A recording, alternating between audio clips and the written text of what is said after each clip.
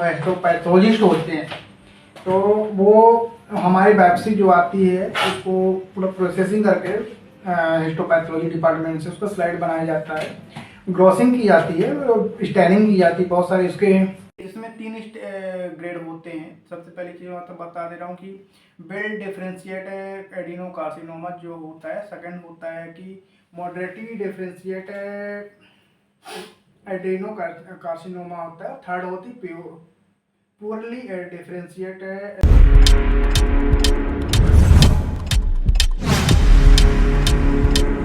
Jaiswal channel में आपका हार्दिक स्वागत है।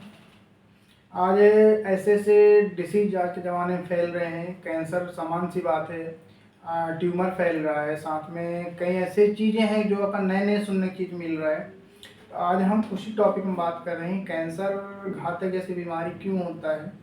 आज उसी टॉपिक कुछ टॉपिक से हम बात करेंगे। तो आप हमारे इस पॉडकास्ट या वीडियो ऑनलाइन क्लास में आप जुड़ सकते हैं और आप हमारे चैनल को सब्सक्राइब कीजिएगा। अगर फेसबुक से देखें तो हमारे पेज को फॉलो जरूर कीजिएगा। तो आज हम ऐसे टॉपिक में बात कर रहे हैं कि जो कैंसर होता है। पहले के ज़माना गया कि हैजा होता था, जिसको कॉलरा भी बोलते हैं, ऐसी बीमारी तब तो नहीं है, पोलियो भी नहीं है। आज इसी टॉपिक में हम बात कर रहे हैं कि एक कैंसर की जैसे बीमारी होती है, हम उसी टॉपिक में बात कर रहे हैं। और ये वीडियो इसकी मत कीजिएगा। जो भी हम टॉपिक में बात करें, एडेनोकार्सिनोमा जो होती है, ये एडेनो कैंसर जो होती है, इसके बारे में थोड़ी सी नया शब्द सुनने मिल रहा है कुछ लोगों को, कुछ लोगों को तो इसके बारे में पूरी जानकारी होगी। फिर भी मैं वीडियो आपके बीच में ला रहा हूँ। इसमें भी जो भी आपको जानकारी मिली आप लीजिए और अपने इसको आगे वीडियो फॉरवर्ड कीजिएगा। तो चलिए हम क्लास स्टार्ट करते हैं और इसके बारे में कुछ टॉपिक्स हम बात करेंगे। इसका जैसे कि ओवरव्यू पढ़ेंगे, एक्चुअली में मोस्टली होता क्या है उसके बारे में, सिम्टम एंड कॉजेस पढ़ेंगे, डायग्नोसिस एंड टेस्ट पढ़ेंगे और मैनेजमेंट एंड ट्रीटमेंट पढ़ेंगे और साथ में उसका प्रोजिनोसिस पढ़ेंगे, प्रिवेंशन पढ़ेंगे और लिविंग विथ पढ़ेंगे। तो चलिए हम स्टार्ट करते हैं। पहले हम बात करें कि ये ओवरव्यू जो है कि ये एडेनोकार्सिनोमा होता क्या है, एक्चुअली में कहाँ होता है। जैसे माइलोमा पढ़े होंगे आपने, लिम्फोमा पढ़े होंगे आपने, मेनिंजाइटिस पढ़े होंगे आपने, ब्लड कैंसर सुना होंगे, लेकिन ये नया शब्द सुनने को मिल रहा है जो एडेनोकार्सिनोमा है। इसके बारे में हम बात कर रहे हैं कि ये होता क्या एक्चुअली में, कहाँ होता है। सारी डिटेल्स हम पढ़ेंगे। अभी ओवरव्यू हम थोड़ा चीज़ बता रहे हैं और जैसा मैंने आपको ऊपर में टॉपिक्स बताया, थोड़ा टॉपिक्स आप वीडियो थोड़ा प्रीवियस में देखिएगा तो आपको टॉपिक्स मिल जाएंगे क्या क्या टॉपिक आज बात होने वाली है। तो हम उसी टॉपिक में बात कर रहे हैं। तो सबसे पहले कि जो एडेनोकार्सिनोमा जो होती है एक कैंसर का टाइप होता है और ये जो स्टार्ट होती है हमारी ग्रंथियां से स्टार्ट होता है, जो कि हमारी बॉडी में जो ऑर्गन है, अंग है, उनमें जो ग्लैंड्स पाया जाता है उसमें पाया जाता है। जो कि ये जो होती है ग्लैंड्स हमारी म्यूकस और डाइजेस्टिव जूस जहाँ सिक्रेट होती है वहाँ से ये एडेनोकार्सिनोमा का ये कहना चाहिए कि वहाँ से रिलेशन है। आप जो सोच रहे हैं लगभग लगभग सही सोच रहे हैं, लेकिन मुझे बोलने दीजिए, आप कमेंट में लिख सकते हो। ये जो है ग्लैंडुलर एपिथेलियल सेल्स को से होता है, जो कि चेंज होते हैं, फिर बहुत ज़्यादा ग्रो होने लगता है। यानी कि जो हमारी ग्लैंडुलर है जो होती है, मतलब जो ग्लैंड जहाँ से होता है उसके बीच में जो एपिथेलियल सेल्स होती है, वहाँ से क्या होता है ना कि जो एपिथेलियल सेल्स होता है वो अपने आप में बदलाव होने लगता है या फिर बहुत ज़्यादा अनियंत्रित रूप से उस ग्लैंडुलर एपिथेलियल सेल की कहना चाहिए कि सेल्स जो बढ़ने लगती है वो ट्यूमर में पहले चेंज होता है, ट्यूमर में पहले उसको ट्रांसफॉर्म होगा।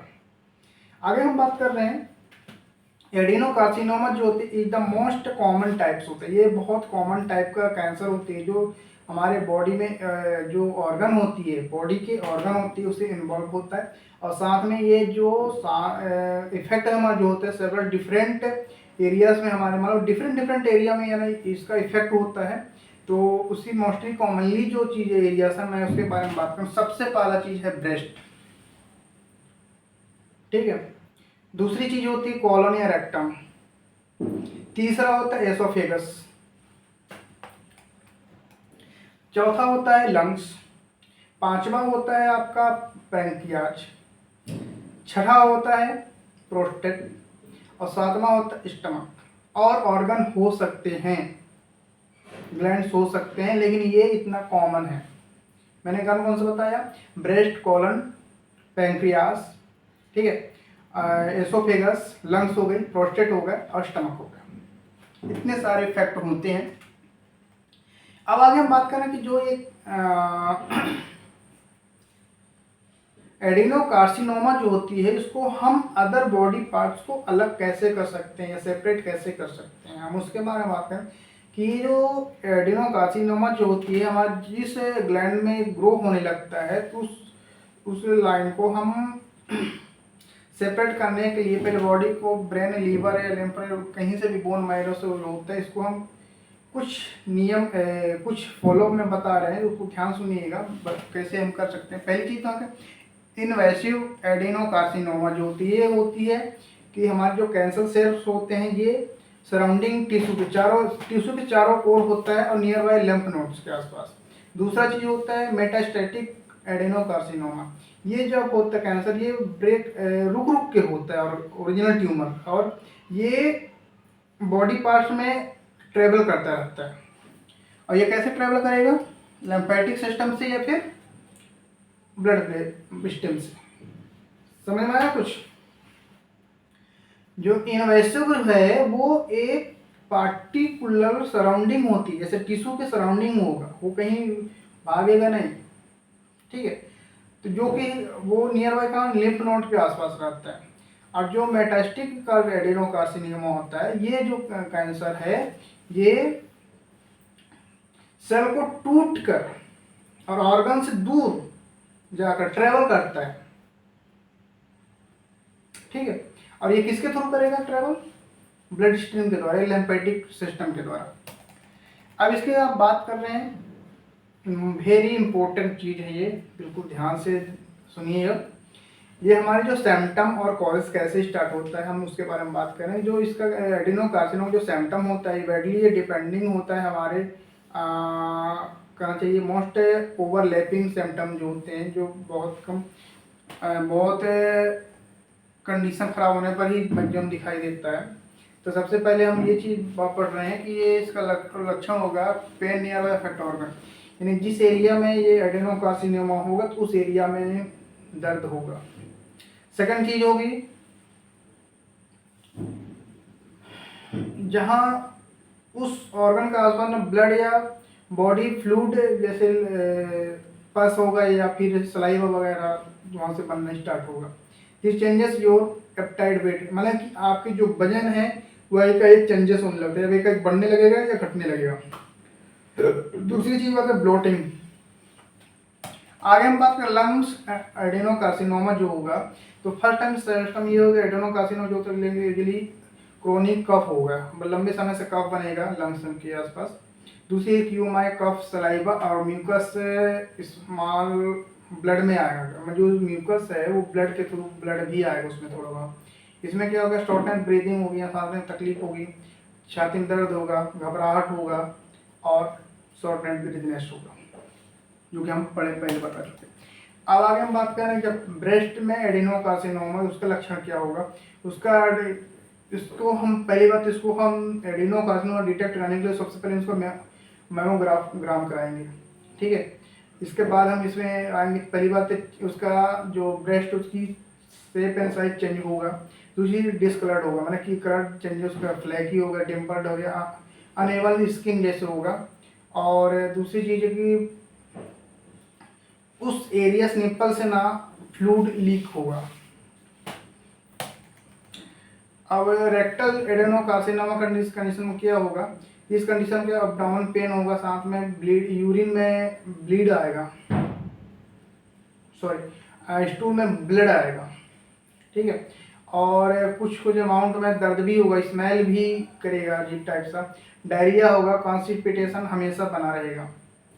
आगे हम बात करें कि जो पैंक्रियाटिक एडेनोकार्सिनोमा होगा, इस कंडीशन में ये होगा कि पीठ दर्द होगा, हार्ट बर्न हो गया यानी जलन होगी, और वोमिटिंग और नाउजिया होगा। और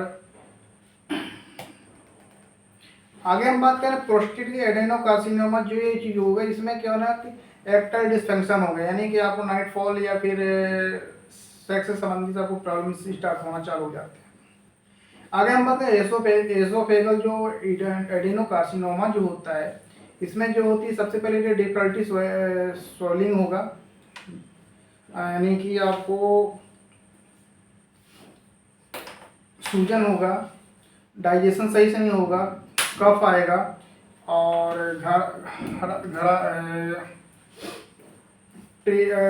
आपका हार्ट बर्न होगा, माने जलन होगी। गैस्ट्रिक में स्टमक जो होती है एडेनोकार्सिनोमा, उसमें हम पढ़ रहे हैं कि इसमें क्या हुआ कि एडेनोकार्सिनोमा कंडीशन में कि थोड़े खाने की इच्छा कम हो जाएगा, और उल्टी होगी, और खाने डाइजेशन सही नहीं होगा। अब आगे हम बात कर रहे हैं बहुत इंपॉर्टेंट चीज, व्हाट कॉज, क्या एडेनोकार्सिनोमा होने के रीजन क्या है, ये अंडरलाइन कर लीजिए, बहुत जरूरी चीजें हैं। एडेनोकार्सिनोमा हेड जो होती है, पहले ही बताया गया था कि एडेनोकार्सिनोमा जो होती है कैंसर होता है, या अनियमित रूप से परिवर्तन होता है एपिथेलियल सेल में, या फिर सेल्स का डेवलपमेंट जो होता है अनकंट्रोल हो जाता है, ग्रोथ जो होता है अनकंट्रोल हो जाता है।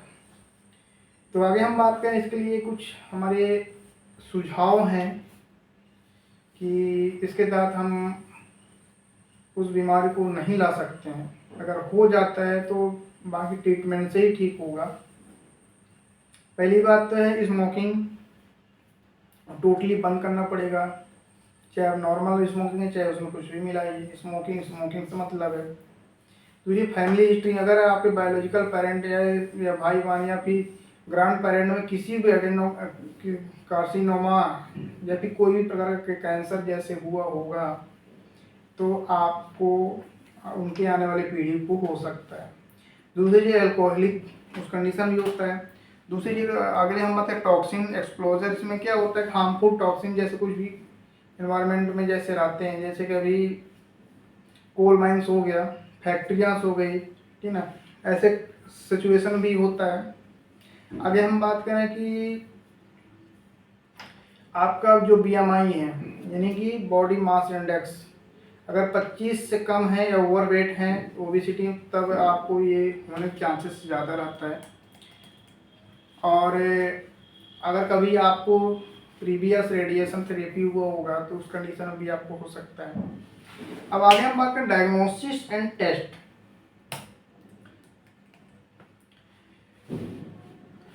तो सबसे पहले तो हम फिजिकल करेंगे, फिजिकल एग्जामिनेशन करेंगे, उस कंडीशन में आपके हाइट वेट वगैरह देखेंगे, आपको देखेंगे। इसके बाद हम ब्लड टेस्ट करेंगे, ब्लड टेस्ट में हम जैसे कैंसर मार्कर टेस्ट करेंगे, जिसमें कि मेन CBC में जो होगा तो उसमें लाल रक्त कणिका की संख्या कम हो जाएगी। इसके बाद हम CT स्कैन करेंगे, ठीक ना। CT स्कैन के बाद हम करेंगे कि MRI करेंगे जिस एरिया में होगा, बायोप्सी किया जाएगा। अब आगे हम बात कर रहे हैं कि डॉक्टर्स कैंसर का ग्रेड कैसे डिनोट करते हैं। तो सबसे पहले हेल्थ वर्कर प्रोवाइड जो होती है ये डिफरेंट टाइप को डिटरमिन करते हैं, जो कि इसके लिए एडेनोकार्सिनोमा है कि नहीं है। आपको डिफरेंशियल में related abnormal your cancer cells look under microscope, यानी कि जो आपको बायोप्सी लिया जाएगा उसमें एक माइक्रोबायोलॉजिस्ट द्वारा हिस्टोपैथोलॉजिस्ट के द्वारा ये सब उसकी स्लाइड माइक्रोस्कोपिक किया जाएगा। उसके अंदर अनुसार आपके अंदर कितनी कार्सिनोमा के सेल्स हैं, जो कितना डेवलप हुआ है, उसके आधार पर एक नॉर्मल वैल्यूज होती है कहाँ से कहाँ तक स्टेज है। देखिए ऐसा नहीं है, में ख्याल आता है कि जो कैंसर का डिटेक्ट कैसे किया जाता है, कौन से डिपार्टमेंट में होता है, ये कई लोग ख्याल में आता है कि ये कैंसर स्पेशली डॉक्टर ही इसको डिटरमाइन करते हैं कि पैथोलॉजी में होता है कि कहाँ होता है। तो आज मैं सारी शंकाएं आप लोगों के बीच में दूर कर दूंगा, जो कि ये एडिनो कार्सिनोमा जो स्टेज होती है इसको कैसे डिटरमाइन करना है, कौन करता है, कैसे करता है। तो इसके लिए सबसे पहले बायोप्सी सैंपल लिया जाएगा और उसको फॉर्मेल्डिहाइड के में रखना पड़ता है, प्रिजर्व करना पड़ता है। इसके बाद ग्रोसिंग प्रोसीजर होती है, स्टेनिंग होती है, तमाम बहुत सारी प्रोसीजर होता है। तो उसी के तहत इसमें एक हिस्टोपैथोलॉजिस्ट है जो इसके विशेषज्ञ होते हैं, वो इसको स्टैंडिंग करके फिर माइक्रोस्कोपी करके फिर इसका ग्रेड देते हैं कि कौन सा ग्रेड है, कितना क्या है। तो इसको एक तरह से अगर आप शॉर्ट टर्म में समझिए कि एक स्टेज भी कहीं न कहीं शो करता है। देखिए जिसमें 3 ग्रेड होते हैं। सबसे पहली चीज़ मैं तो बता दे रहा हूँ कि वेल डिफरेंशिएट एडिनोकार्सिनोमा जो होता है, सेकंड होता है कि मॉडरेटली डिफरेंशिएट एडिनोकार्सिनोमा होता है, थर्ड होती पुअरली डिफरेंशिएट एंड एडिनोकार्सिनोमा। तो हम फर्स्ट की बात कर रहे हैं कि फर्स्ट में जो होता है एडिनोकार्सिनोमा, इसमें जो कि लो ग्रेड का होता है, इसमें मोस्टली जो ग्रोथ करने वाले सेल्स होते हैं वो इसमें लगभग ग्रो होता है लेकिन बहुत स्लो होता है और इसके स्प्रेड की जो कहना चाहिए परसेंटेज बिल्कुल स्लो रहता है, लो रहता है। दूसरी हम बात कर रहे हैं जो होती है मॉडरेट होता है। तो ये मॉडरेट मतलब ये इंटरमीडिएट होता है, ये थोड़ा बहुत रहता है, बस थोड़ा बहुत समझ में आता है लेकिन इसमें रहता है। और आप उसमें से अगर जो बहुत अच्छे पैथोलॉजिस्ट होंगे या फिर बहुत अच्छे से जो माइक्रोस्कोपी करते होंगे तो ये इंटरमीडिएट को पकड़ लेते हैं। इसमें क्या होता है कि इसमें कि जो इसकी ग्रोथ है डिफरेंशिएट एडिनोकार्सिनोमा होता है, ये बहुत रेयर दिखता है लेकिन बट दिखता है। इसमें इंटरमीडिएट ग्रेड कैंसर होता है जो कि इसका ग्रोज फास्टर होता है, जो कि किसके अपेक्षा वेल्ड डिफरेंशिएट सेल के अपेक्षा में होता है। मतलब इसमें होता है बट वेल डिफरेंशिएट से अच्छा इसमें ज़्यादा दिखते हैं। अब लास्ट की हम बात कर रहे हैं प्योरली डिफरेंशिएट एडिनोकार्सिनोमा। इसमें जो हाई ग्रेड कैंसर इस ग्रोथ भी होता है, उसके सेल्स ग्रोथ करते हैं और साथ में स्प्रेड के फास्टर, बहुत फास्टर होता है। Moderate and belt separate well differentiate adenocarcinoma की अपेक्षा इसमें ज़्यादा ग्रो एंड फास्टर स्प्रेड होता है। आगे हम बात कर रहे हैं जो इसको ये तो हमारी हो गई ये ग्रेड कैसे देते हैं, ठीक है। अब बात आ रही है एडिनोकार्सिनोमा जो स्टेज होती है, इसके स्टेजेस को हम डिफ्रेंशिएट कैसे करते हैं, तो हम उसी बारे में बात कर रहे हैं। तो आप लास्ट तक बने, बिल्कुल कृपया कर, ये बिल्कुल हाई लेवल की मैं आपके सिस्टम बता रहा हूँ। आपकी बच्चों में बहुत कम लोगों को जानकारी हो कि कैंसर के स्टेज को कैसे डिनोट करते हैं। ये देखिए आप लोगों को थोड़ा सा समझ में आ रहा है कि कैंसर की स्टेज डिनोट कौन करता है। एक ऑन्कोलॉजिस्ट करते हैं, पैथोलॉजिस्ट करते हैं, हिस्टोपैथोलॉजिस्ट करते हैं। तो आप बिल्कुल आपके काम की चीज़ बिल्कुल ध्यान से देखिएगा। हम अब बात करें एडिनोकार्सिनोमा स्टेज का, इसमें जो स्टेज जो एडिनोकार्सिनोमा की स्टेज की जो डिफरेंशिएट बात कर रहे हैं, तो सबसे पहला होता है 0। इसका मतलब ये होता है कि हम माइक्रोस्कोपी करते हैं हिस्टोपैथोलॉजी के द्वारा, तो जो कैंसर इसमें कुछ भी इसमें हमें दिखाई नहीं देता है, ना उसकी कहना चाहिए कि ओरिजिनल प्लेस कहीं कोई भी चेंजेस दिखाई नहीं देता है, ये 0 होता है। दूसरी चीज़ होती है, लेकिन एक बस ध्यान ये दीजिए देना आप लोगों को कि अगर आपको ऐसे लक्षण दिख रहे हैं जो हमने ऊपर चीज़ बताए हुए हैं, उसमें अगर कोई भी लक्षण आपको दिखाई देता है, ये टेस्ट अगर कराते हैं तो अगर रिपोर्ट नॉर्मल होता है तो आने वाले फिर से 1 साल, 1.5 साल या फिर 6 महीना के अंतराल में टेस्ट आपको एक बार फिर से करानी है।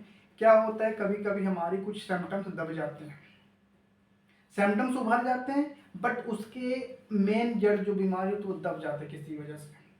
उसमें कुछ भी हो सकता है, आपके इम्यूनिटी सिस्टम में हो सकता है अच्छा है तो दब गया, लक्षण आ गए, कई चीज़ें हो सकते हैं, डिफरेंट टाइप से हैं, तो आप समझ सकते हैं। अब हम आगे बात करें जो फर्स्ट स्टेज होती है एडेनोकार्सिनोमा में, तो उसके बारे में बात करें। बहुत इंपॉर्टेंट टॉपिक है जो कि हमारे यहाँ से स्टार्ट हो रही है।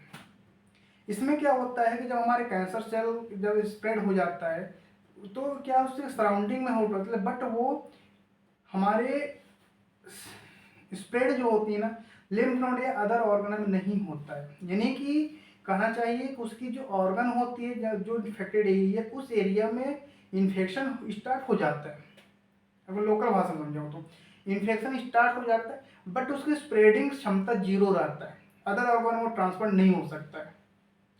आगे हम बात करें सेकंड स्टेज की। सेकंड स्टेज क्या बोल रहा है, the cancer is spread deeper and into surrounding, यानी कि वो स्प्रेड भी हो रहा है बट अब वो इन्फेक्टेड भी हो रहा है। देखो बहुत फर्स्ट में तो हो चुका है, लेकिन जब सेकंड में क्या पहुंचता है तो वो इन्फेक्टेड समय वो क्या होता है कि हमारे वो स्प्रेड होता है डीपर सराउंडिंग टिश्यू। पॉसिबल ये है कि वो पॉसिबल ये है कि अपने नियर बाय लिम्फ नोड या फिर में तक पहुंचता है। अभी भी ब्लड स्ट्रीम या अदर ऑर्गन में स्प्रेड नहीं हुआ है, बट वो उसके लिए रेडी होता है। थर्ड स्टेज क्या होता है, थर्ड स्टेज ये होता है कि हमारी जो इन्फेक्टेड है वो बिल्कुल इन्फेक्शन हो चुका है और वो नियर बाय लिम्फ नोड या पॉसिबल है वो लिम्फ नोड में पहुंच चुका है और वो ब्लड स्ट्रीम में अभी चलने की तैयारी है, बट उसके पहले वो ट्यूमर बना रहा है। ट्यूमर, ध्यान दीजिए, ट्यूमर ही कैंसर है, ट्यूमर कोई नया बीमारी नहीं है। पहले वो ट्यूमर था फिर वो कैंसर में कन्वर्ट हो गया, यानी कि कोई भी कैंसर होने से पहले ट्यूमर होगा, यानी ट्यूमर कब होगा आपका थर्ड स्टेज में। अब आगे हम बात करें लास्ट स्टेज और फोर्थ स्टेज। इसमें क्या होता है कि कैंसर की जितने भी इन्फेक्टेड सराउंडिंग एरिया टिश्यूज जितने डैमेज हो जाते हैं वो ब्लड स्ट्रीम में ओरिजिनल लोकेशन से ब्लड स्ट्रीम के द्वारा वो ट्रेवल करने लगते हैं, अदर ऑर्गन पहुंच जाते हैं। इसको मेटास्टिक एडिनोकार्सिनोमा कहलाता है। कहने का मतलब ये हुआ है कि जे इनसेसिव एक एडिनोकार्सिनोमा था, एक मेटास्टेटिक कार्सिनोमा। आपने ऊपर बिटू ध्यान दिए होंगे, जो कि ब्लड स्ट्रीम में नहीं स्प्रेड होता है उसको इनसेसिव बोला जाता है, वो केवल एक टारगेट ऑर्गन तक ही इन्फेक्टेड रहता है, और जो मेटास्टेटिक वो तो रहता है कि ब्लड में स्प्रेड हो जाता है। अब हम आगे बात कर रहे हैं इसका ट्रीटमेंट कैसे किया जाए। अगर किसी पेशेंट को ट्रीटमेंट एडिनोकार्सिनोमा हो गया तो उसका प्रोसीजर क्या है। देखिए, मैं एक पैथोलॉजी विभाग से संबंधित हूँ, मैं कोई स्पेसिफिक डॉक्टर्स नहीं हूँ, किसी विशेषज्ञ नहीं हूँ कैंसर। मैं केवल एक अपने जो पढ़ाई किया मैं उसके आधार पर आपको मैं जानकारी दे रहा हूँ। तो मैं आगे बात करूँगी तो जो एडिनोकार्सिनोमा जो ट्रीटमेंट किया जाता है एक सर्जरी द्वारा की जाती है, यानी जिस एरिया में कहना चाहिए कि इन्फेक्टेड एरिया है उस एरिया को ऑपरेशन के द्वारा रिमूव कर दिया जाता है, तो ये चीज़ होता है। दूसरी चीज़ होती है कीमोथेरेपी। इस थेरेपी में ये होता है कि हम यूजुअली जिस एरिया में कैंसर है तो उसको ओरल द्वारा या फिर इंजेक्शन द्वारा या किसी भी तरह उसको केमिकल के द्वारा मतलब उसको ठीक करने की कोशिश की जाती है, इसको कीमोथेरेपी बोला जाता है, इसको मेडिसिन दिया जाता है। दूसरी हम बात कर रहे हैं रेडिएशन थेरेपी। रेडिएशन थेरेपी वो थेरेपी होता है जिसको हम ये किरण कहना चाहिए, जैसे एक्सरे किरण द्वारा, मतलब कि क्या कहना चाहिए कि जैसे एक्सरे होता है किरण होता है, जैसे उसको डायग्नोस कर किया जाता है, ऐसे ही इसमें यूज किया जाता है कि रेडिएशन के द्वारा इसमें उसको ट्रीटमेंट किया जाता है। जिस एरिया में होता है, जिस लोकेट उस एरिया में कीमोथेरेपी जाता है। इसमें कीमोथेरेपी और सर्जरी दोनों होता है। तो आगे हम अब बात कर रहे हैं कि इसका जो ये मेडिसिन का किसका साइड इफेक्ट क्या हो सकता है। देखिए, साइड इफेक्ट तो होगा। पहली बात तो वजन कम होगा, नौसिया एंड वोमिटिंग होगा और पेन होगा, अनकम्फर्टेबल फील होगा और थकान महसूस होगा। तो ये हमारे रहे आज का टॉपिक, और ये हमारे वीडियो कैसा लगा आपको, और अपने जितना हो सके वीडियो शेयर कीजिए क्योंकि जानकारी सही मिलेगी, लोग इसे संदर्भ सतर्क रहेंगे। तो मैं आपसे अपेक्षा हूँ मेरा वीडियो बहुत अच्छा लगा होगा, और हमारे आने वाले नए वीडियो के लिए आप वेट कीजिएगा। हम जल्दी से जल्दी वीडियो ला रहे हैं, और हमारे चैनल को सब्सक्राइब कीजिए और लास्ट तक हमारे